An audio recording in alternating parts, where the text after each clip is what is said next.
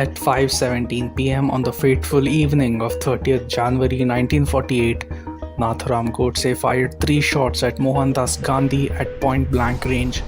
Godse did not flee the scene and himself called for the police, who arrested him. As the world mourned Gandhi, the regions of what is today Maharashtra saw one of the bloodiest chapters in history. A forgotten episode and its very occurrence denied. The 1948 Maharashtra Brahmin genocide. Brahmins, especially Chitpavan Brahmins, were hunted down for the crime of belonging to a particular caste and having a surname of the killer of Gandhi. At first, those having the surname Godse were targeted, but soon the violence spread to other subcastes beyond the Chitpavans like Deshasthas and Karhade Brahmin communities in Maharashtra.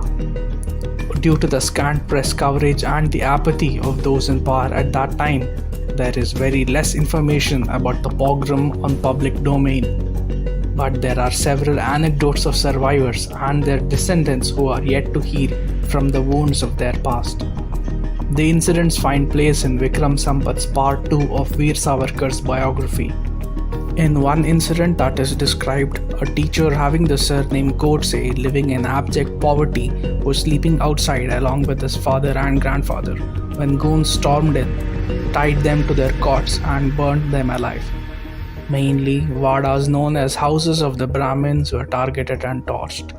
In February 1948, 1,000 homes belonging to Chitpavan Brahmins were officially reported as having been burnt down and an unspecified number were killed.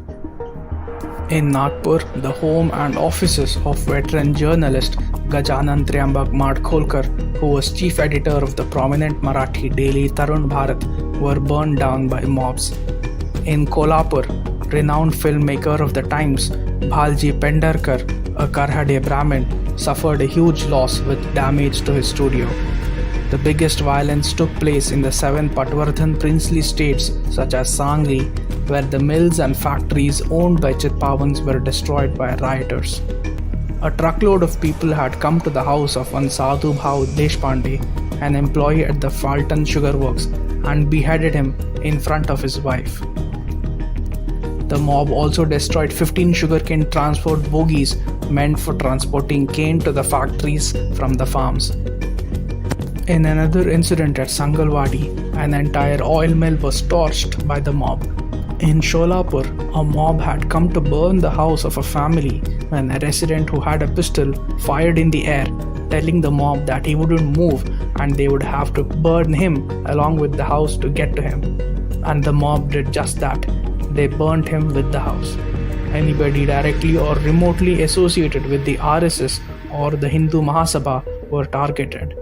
Mobs broke into the offices of the Hindu Mahasabha and the RSS and ransacked houses and shops belonging to known members of these organizations. A woman who headed the women's wing of the RSS in Satara district was arrested for being complicit in Gandhi's murder. Her husband, who had nothing to do with the RSS, was also arrested, and both of them languished in jail for 4 to 5 months. The revolutionary freedom fighter Savarkar himself was not spared when a mob of 500 to 1,000 men gathered in front of his house and began stoning it, as rumors had circulated that people close to Savarkar had been distributing sweets to celebrate Gandhi's death.